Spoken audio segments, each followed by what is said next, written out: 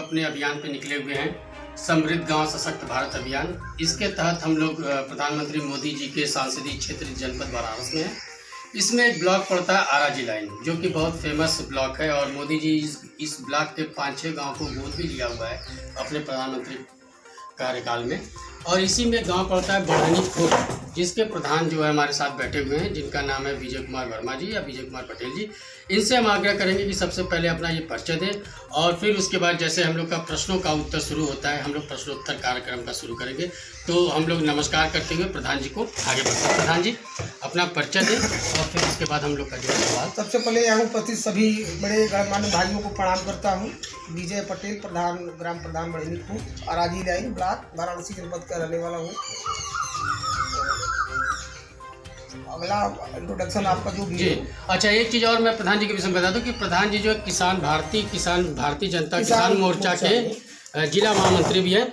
इससे पार्ट 2 जब हम लोग का बनेगा तो हम लोग इससे पूछेंगे। ये पार्ट 1 बनेगा क्योंकि इनका व्यक्तित्व और इनके जो बेबाकी है, इससे हम लोग को लगता है कि ये वीडियो थोड़ी सी लंबी जाएगी और इनसे हम आग्रह करेंगे कि उनको 15-20 मिनट का समय दें। हम लोग सवालों का उत्तर प्रश्नों का उत्तर शुरू करते हैं। प्रधान जी, जो कि हमारा जो कि पहला सवाल है कि बहुत प्रधानमंत्री की बहुत महत्वाकांक्षी योजना है उज्ज्वला योजना जी, जिसको लेके यह पुनः यूपी में भी प्रचार किया था। अभी विधानसभा जो चुनाव हुआ है वो हमारा सवाल आएगा। जी जी। तो उसके तहत आपने गांव में कितने लोग को लाभ दिया है और कितने लोग लाभ से वंचित रह गए हैं, और जो वंचित रह गए हैं उसके कारण क्या है? पहले ये जो वंचित रह गए हैं प्रधान से जो है संपर्क में न आने के कारण वंचित रह गए, जबकि हम बराबर निरंतर अपने प्रयास को जारी रखे हैं कि लोग हमसे जुड़े और हम ज़्यादा से ज़्यादा अपने गांव के लोगों को लाभार्थी बनाने का प्रयास करें। तो कितने लोगों को लाभ आप दे चुके हैं? करीब 70% लोगों को लाभ दे चुका हूँ। 70% जी हाँ। अच्छा प्रधान जी, इससे ही हमारा जो दूसरा सवाल है कि जो भी आपने 100 में 70 लोग मान लेते हैं आपने लाभ दिया, जो कि हमारी टीम ने सर्वे की है आपके गांव ने पूरे जनपद की सर्वे करती है। उसमें हमारे बनारस ब्यूरो चीफ संदीप पटेल जी हैं, जो कि सर्वे करके हमको रिपोर्ट सबमिट करते हैं। उन्होंने सर्वे किया है कि आपके गांव की 70% में से जो है 65% चूल्हे ठंडे पड़े हुए हैं, जो कि किन कारणों से वो पड़े हुए मैं आपसे पूछूंगा। तो क्या आपको लगता है कि ये योजना सफल है? पूरे 70 में से 65% चूल्हे जो है ठंडे पड़े हैं, पुनः वो लोग लकड़ी, कोयला, जो भी परंपरागत ईंधन का साधन था उस पर क्या कहेंगे? देखकर लगभग ऐसे सफल है, सिलेंडर भरवा नहीं पा रहे हैं। घर में बाइक मोटरसाइकिल रखे हैं, 100 रुपया लीटर पेट्रोल भराकर कैसे चल रहे हैं? सारे सिस्टम हैं। अब रह गई कि उस सिस्टम को, जैसे मोटरसाइकिल में आपको जाना है तो जा रहे हैं। अब साइकिल से लेबर नहीं जा रहा है बनारस काम करने के लिए, मोटरसाइकिल से जाता है, या तो 4 चक्का से 10 लेबर 15 लेबर मिल करके जाते हैं, भाड़ा दे करके फिर भाड़ा देकर चले जाते हैं। तो उस सिस्टम को भी गवर्न कर सकते हैं आप। ऐसी बात नहीं है कि गैस खत्म हो गया तो गैस नहीं भरा सकते हैं।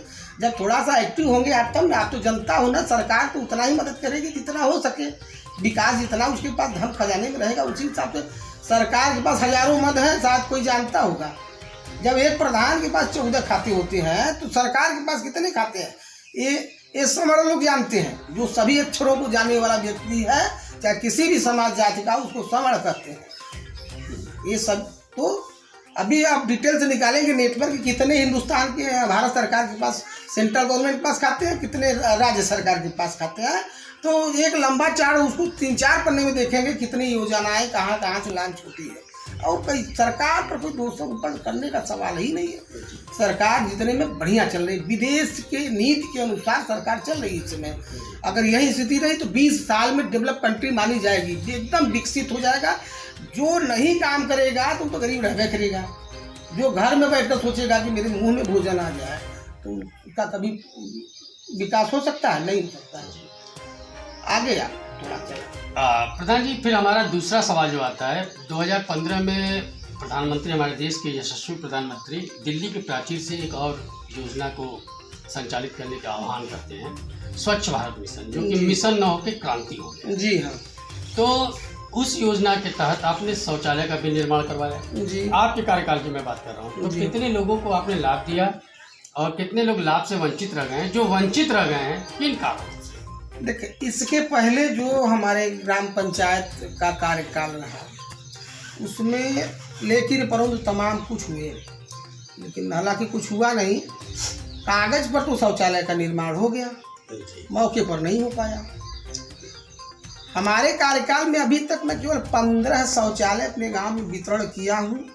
12,000 लाभार्थियों के खाते में डायरेक्ट सरकार द्वारा आया है। किसी से 12 रुपये रिश्वत लेने का काम नहीं किया हूँ। मेरा काम साफ पाक रहता है। मैं आपके दरवाजे पर बैठ करके मांग कर खाना खा लेता हूँ, वहीं आपके दरवाजे पर सो जाऊँगा। लेकिन नहीं कहिए कि आपके पास 50,000 रुपये का अगर लाभ मिल रहा है सरकार का तो उसमें 5,000 ले, तो ऐसी कोई बात नहीं है। अब रही बात कि 15 शौचालय आए हैं, 250 में फार्म जो है अपना भर करके ऑलरेडी रखा।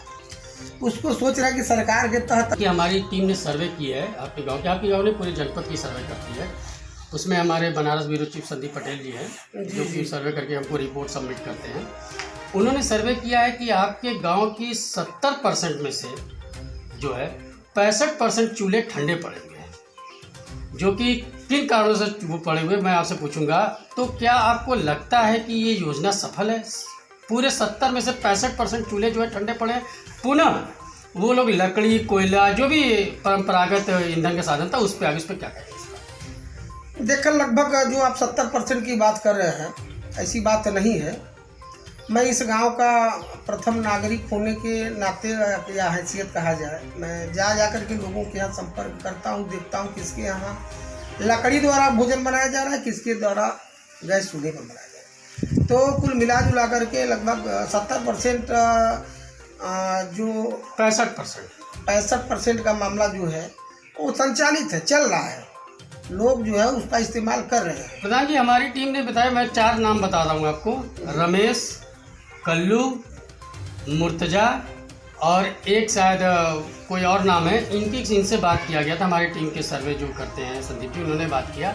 उन्होंने कहा कि सर ये पॉसिबल, संभव ही नहीं है कि हम जो है 1200 रुपये का सिलेंडर भरवाए। एक बार जो है हमको सरकार के द्वारा ये सुविधा दी गई, दोबारा हम लोग ने भरवा नहीं पाई। 4 लोगों का सर्वे है जो हम लोगों ने जांचा। तो आप ये कैसे कर सकते हैं कि 65% लोग जो है वो काम कर सर? कुछ लोग 35% में हैं। अगर 35% के एवरेज में अगर किसी से अगर संपर्क हो गया तो ये जानकारी आपको मिल गई।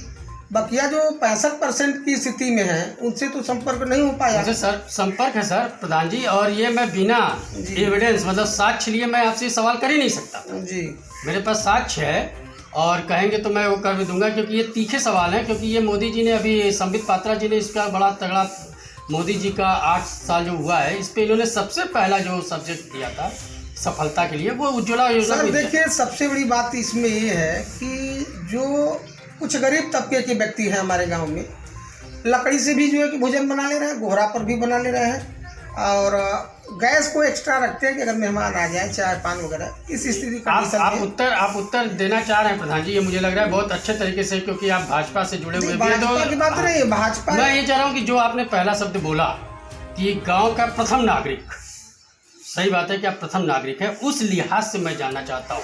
देखिए सर, अभी भाजपा की आपने बात जो की, भाजपा भारत के लिए एक वरदान पार्टी के रूप में आई है उभर के। भारत का एक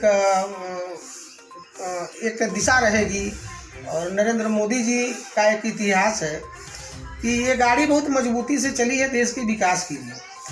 न जाति, न पाति, न भेदभाव, न धर्म, न कोई उस तरह का जो है कि इनके अंदर सोच नहीं है। जो गलत है तो उनके पार्टी का ही क्यों न हो, चाहे किसी धर्म का हो, ये स्वीकार नहीं करती। सबके लिए नियम कानून एक करके अपना विकास का कार्य कर रही, मोदी जी हो या योगी जी। हमारे सवाल का ये था कि इसको आप कैसे देखते हैं, किस तरह का उज्ज्वला योजना का जो है आपके। चलिए मैं इस सवाल को थोड़ा सा और सरल कर देता हूँ जी। ये योजना भारत सरकार की सफल है या असफल? देखिए, यह योजना अगर सफल नहीं होती तो घर घर सिलेंडर नहीं जा पाता। सफल है तभी। अब ये थोड़ी है कि जो सरकार आप हमारी मदद कर रही है, हम सरकार के हिसाब से अपना सिस्टम नहीं बना पा रहे, तो सरकार तो पूरा चीज़ हमको डोनेट नहीं कर पाएगी। अब यहाँ पे ये सवाल उत्पन्न होता है प्रधान जी, जो कि मैंने पहले कहा कि उज्ज्वला योजना पे हम लोग 3-4 सवाल चलेंगे। बिल्कुल। जहाँ पे प्रधान के माध्यम से 365 दिन में 100 दिन का रोजगार दिया जा रहा हो मनरेगा के तहत, जो भी उसकी दिहाड़ी हो, उससे आप कैसे उम्मीद लगा सकते हैं कि एक व्यक्ति जो है 1100-1300 रुपये का सिलेंडर महीना खरीदेगा? पहला। दूसरा कि 365 दिन में से 100 दिन की रोजगार देने से क्या उसकी बेरोजगारी खत्म हो जाएगी? क्या ये कांग्रेस की रीपैकेजिंग नहीं है? देखिए, कांग्रेस जो अपने रिज्यूम में जो कार्य की, अब उससे और इस वर्तमान सरकार से काफ़ी अंतर है। सरकार तो ये नहीं करेगी कि आप 100 दिन का काम लेकर के और बकिया 200 दिन 265 दिन आप जो है कि दारू पी डबल इंजन की सरकार के साथ जो वो खाद्यान्न मिल रहा है, ये तो पंगु ही बना रहे हैं ना, शराब पीने की व्यवस्था कर रहे हैं। सर शराब, हमारे कहने का मतलब मेरे पास पैसा नहीं है, अगर आप मुझे अगर 10 रुपया मदद में दे दें, मैं उसका दुरुपयोग करूँ तो आपका क्या दोष है? सरकार की क्या दोष है? सरकार थोड़ा करेगी गेहूँ चावल ले जाइए और उसको बेच करके शराब पीजिए। सरकार इसके लिए नहीं, सरकार तो एक अपने देश में गरीबों के हित में कार्य करने का पूरा एक सपना बनाकर चल रही है। हम करीब लगभग 60% जो है हिंदुस्तान के लोग इस लाभ से जो है जी खा रहे हैं, और बकिया कुछ लोग अगर उस रास्ते से भटक जाए तो इसमें सरकार का क्या दोष है? तो ये योजना जो है उज्ज्वला योजना सफल है सब या? कुछ सफल चल रहा है हमारे सरकार में। तो जो ये लोग जो सिलेंडर नहीं भरवा पा रहे हैं जी, फिर इसके लिए आप क्या कहना चाहिए? अगर वो पंगु बनकर घर में बैठेंगे तो गवर्नमेंट थोड़ा सिलेंडर भराने के लिए उनके नज़दीक तक पहुंचेगी कि चलो सिलेंडर भरवाने के लिए मैं पैसा दे रहा हूँ। अगर सरकार सिलेंडर भरवाने के लिए उनके दरवाजे पर जाए तब तो जाने की सरकार पंगु बना रही है। सरकार तो उतना मदद, और बकिया कुछ लोग अगर उस रास्ते से भटक जाए तो इसमें सरकार का क्या दोष है? तो ये योजना जो है उज्ज्वला योजना सफल है या? सब कुछ सफल चल रहा है हमारे सरकार में। तो जो ये लोग जो सिलेंडर नहीं भरवा पा रहे हैं जी, फिर इसके लिए आप क्या कहना चाहिए? अगर वो पंगु बनकर घर में बैठेंगे तो गवर्नमेंट थोड़ा सिलेंडर भराने के लिए उनके नज़दीक तक पहुंचेगी कि चलो सिलेंडर भरवाने के लिए मैं पैसा दे रहा हूँ। अगर सरकार सिलेंडर भरवाने के लिए उनके दरवाजे पर जाए तब तो जाने की सरकार पंगु बना रही है। सरकार तो उतना मदद कर रही है जिससे ग्राम सभाओं में शौचालय आता है, शौचालय की धनराशि 12,000 रुपया। इस पे हमारा दूसरा सवाल है सर। पर पहले मैं उसी पर एक ट्रेजिक बोल दे रहा हूँ समझाने के लिए। अगर सहयोग 12,000 का सरकार दे रही है कि आप शौचालय बनवा लो, तो 12,000 रुपया के बदले में आप 50,000 1 लाख लेंगे, सरकार बोलने नहीं जाएगी इसका माना कैसे इसी बनवाओ। वो तो कहती है, सरकार कह रही है कि मैं सहयोग राशि दे रहा हूँ, अपना बनवा दीजिए।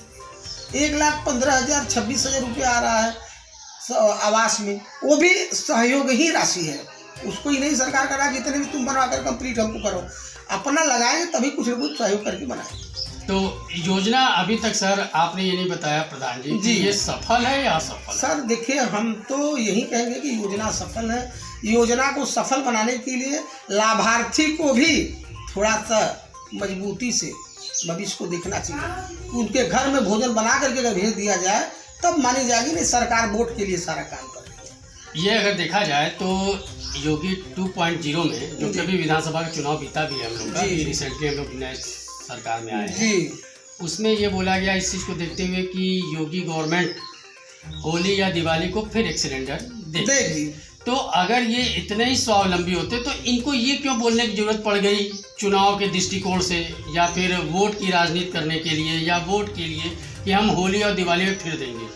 तो ऐसा क्यों बोला उन्होंने? अगर इतनी सफल थी तो मेरे पास सवाल खत्म हो जाएगा जी प्रधान जी। जब इतनी सफल योजना थी और हर व्यक्ति जो है एक बार देने से दोबारा, आपके अनुसार, मेरे अनुसार नहीं, आपके अनुसार ये करे कि वो रिफिलिंग करवा ले रहा है। 100 में से 70% आप बता रहे हैं, 65% लोग रिफिलिंग करवा रहे हैं और बाकी लोग जो भी कारण से नहीं करवा पा रहे हैं, तो सरकार को दोबारा बोलने की जरूरत पड़ेगी। देखिए, इस ज़माने में राजनीति एक ऐसी एक तरह से अखाड़ा है कि नेताओं का भूख जो होता है वोट होता है। अगर उनको वोट नहीं मिलेगा तो उनका भूख नहीं मिटेगा। तो हमें राजनीति करना है तो मेरा भूख वोट है, तो मैं वोट पर हमेशा यही फोकस रखूंगा कि हमारे वोटर सुरक्षित रहें। अब रह गई बात ही कि आपको सारी व्यवस्था, जिसे आपने कहा कि उज्ज्वला योजना सफल है, कि किसी से 12 रुपये रिश्वत लेने का काम नहीं किया हूँ। मेरा काम साफ पाक रहता है, मैं आपके दरवाजे पर बैठ करके मांग कर खाना खा लेता हूँ, वहीं आपके दरवाजे पर सो जाऊँगा। लेकिन नहीं कहिए कि आपके पास 50,000 रुपये का अगर लाभ मिल रहा है सरकार का तो उसमें 5,000 ले, तो ऐसी कोई बात नहीं है। अब रह गई बात कि 15 शौचालय आए हैं, 250 में फार्म जो है अपना भर करके ऑलरेडी रखा है। उसको सोच रहा है कि सरकार के तह तक पहुँचे और वहाँ से मैं बात करूँ कि मेरा आवास और शौचालय सेंसर कराया जाए, जो भी होगा सचिवालय से। प्रधान जी, फिर वही मेरा चीज़ों पे आ रहा हूँ मैं कि हमारी जो सर्वे थी वो सर्वे टीम ने मेजर किया। अब ये 12 शौचालय आपके कार्यकाल का है या 15 शौचालय आपके कार्यकाल का है या पहले का है, ये मैंने बता। ये पूरा ओवरऑल मैं बात कर रहा हूँ कि जो शौचालय की कंडीशन देखी गई जी हाँ आपके पंचायत में, जी उसमें से लगभग हमको लगता है कि 85%, जी उसमें हमारा 65% था, इसमें 85%, 100 में 85 शौचालय में बकरी बंधी है, या गोबर रखा हुआ है, या घास रखे हुए, भूसे रखे हुए। तो क्या नहीं लगता कि ये जनता का पैसा की बर्बादी है? पहले पूरी बात सुनिएगा, क्योंकि कोई सरकार तो कोई पैसा बिजनेस तो करती नहीं है, हमारे यहाँ पे जो टैक्स होता है उसी को विकास कार्य में लगाती है। तो मेरे अनुसार ये लगता है कि अगर ये योजना, जो भी योजना चलती है, अगर संचालित नहीं होती है, पूर्णतः नहीं आती है, तो क्या वो जनता की पैसा की बर्बादी नहीं है? जो बकरी बंधे हुए ये हुए हैं, जैसे कि जिले में दो नाम आते हैं, जिले में दो नाम आते हैं सर, 1 मिनट में फोन कर रहा हूँ। 2 नाम आते हैं, एक शहर जिसको कहा जाता है गाँव, अर्बन रूरल। तो अर्बन रूरल में जो आप बात उठाए हैं कि बकरी बांधी गई है, गोहरा रखा गया है, कबाड़ रखा गया है, तो लोगों की सोच जो है गांव वाली, गांव स्तरीय सोच है। ओडीएफ पहुंच चुका होगा गांव, लगभग एलडीजी कोड भी लग चुके होंगे लगभग। और बताइए कि इस तरीके से चीज़ें हैं। देखिए, ये तो सरकार की व्यवस्था है, सरकार चाहे तो इस पर FIR दर्ज कर सकती है। जी पता है इस पर देखिए, मैं बहुत ज़्यादा अनुभवी प्रधान तो नहीं हूँ, लेकिन समाज में चलने के नाते बोलने का एक अवसर मिलता रहता है, बड़े बड़े मंचों पर भी बैठ जा कर के बोलता हूँ, और लोगों की एक चाह रहती है। और दूसरी चीज़ कि इस अभियान को चलाया जाता है, कहा जाता है कि आप लोग शौचालय का इस्तेमाल ठीक करें। देखिए, 3 बस्तियाँ हमारे यहाँ, जैसे एक ग्राम सभा रह चुका है, हमारे में इंक्लूड हुआ है, 7 ग्राम सभा रह चुका है, और उसके बाद जो है कि वह पूरा हमारे में भी है।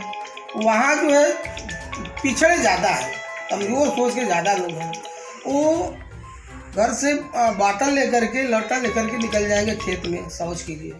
तो लगभग कहीं 80-90। ये कैसे हो सकता है जहाँ पे आपके शासन डायरेक्ट तो काम करता नहीं, प्रशासन जहाँ पे परसेंटेज मांग रहा हो कि 15%, 20%, 60। अभी मैं बता दूं कचहरिया का, मैं बात कचहरिया जो पड़ता है गांव, कचहरिया, हाँ कचहरिया, वहाँ पे राजबली पटेल, राजेंद्र पटेल, हाँ राजबली पटेल, अच्छा राजबली, हाँ राजबली पटेल से साफ उन्होंने हमसे कहा कि सर वहाँ पे 60 और 40 का रेशियो चल रहा है, 40% हमको विभाग में देना है और 60% पे काम कराना है, और जनता का सवाल तो मुझसे रहेगा। तो क्या जहाँ पे इतना रिश्वतखोरी चल रही हो और रिश्वत की बात चल रही हो, वहाँ पे आप देखिए, यहाँ पे प्रधान जी मैं कचगल कि आप जो भाजपा से हैं, इसको थोड़ा सा एक अलग रखिए, एक जनमानस के रूप में, भारत के नागरिक के रूप में थोड़ा बताने की कोशिश करें। तो बताइए वहाँ पे कैसे पॉसिबल है कि दोनों योजना को आप सेटिस्फाइज करने की कोशिश कर रहे हैं कि ये इट इज़ ट्रू, ये सही है और ये गलत है, इस कैसे करेंगे? देखिए, उनका कहना प्रधान जी का गलत है, राजबली जी ने कहा है 60-40 की, ये सब बातें कही नहीं जाती है। क्यों नहीं कही जाती? नहीं, हम बता रहे हैं, हम नहीं कहेंगे। नहीं तो क्या वो कह रहे हैं, तो क्या उनके ऊपर लागू नहीं होगा? वो प्रधान है ना, तो अपने पैर में अपने से कुल्हाड़ी क्यों मार रहे हो? ये पूरा हिंदुस्तान जान रहा है काम कैसे होता है।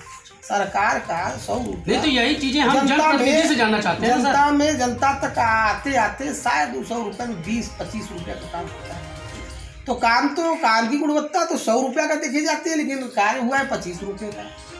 तो उसी हिसाब से आप समझ लीजिए कि सिस्टम क्या तो चल रहा है। इसको वही मैं जानना आप घुमा करके हमारे कार्य क्षेत्र और पार्टी क्षेत्र से भटकाने का प्रयास नहीं, मैं भटकाने का प्रयास नहीं कर रहा हूँ। मैं सिर्फ ये जानना चाह रहा हूँ कि ये जो स्वच्छ भारत क्रांति है, मैं क्रांति का, इसमें कोई संदेह, क्रांति तो ही है, इसमें कोई संदेह नहीं है सर कि ये शानदार योजना, क्योंकि पहले मैं भी चाय पीता था सड़क पे, तो मैं पूर्वा कहीं पे था, आज मैं भी डस्टबिन खोजता हूँ और चाय वाला भी डस्टबिन परिवर्तन हो रहा है कि नहीं हो रहा है। किसका देन है?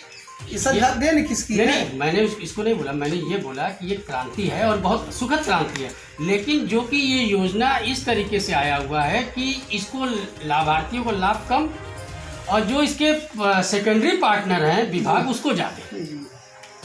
तो ये योजना कहाँ तक सफल है? स्वच्छ भारत मिशन के तहत शौचालय, देखो शौचालय लगभग जो हमने अभी पहले बात की, शौचालय लगभग मान लीजिए कि जो समझदार हैं, जो पढ़े लिखे हैं, वो शौचालय का महत्व समझते हैं कि शौचालय को कैसे रखा है, शौचालय बनवा करके शौचालय का उपयोग करना, ये सब सारे सिस्टम जो पढ़े लिखे हैं समाज में चल रहे हैं, उनको कहने की आवश्यकता नहीं है। जो सुबह उठ करके भेड़ लेकर के चला जाएगा, बकरी लेकर चला जाएगा, भैंस लेकर, तो जहाँ जगह मिलता है वही सब पशुओं की तरह कर रहा है।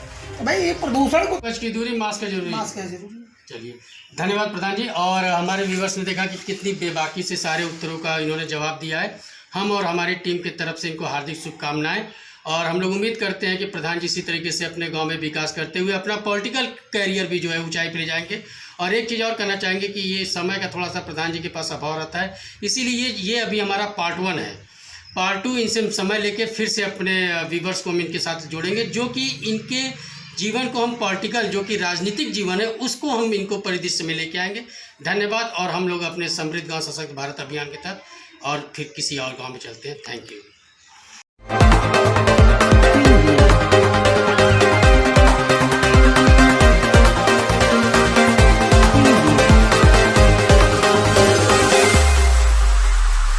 Preview.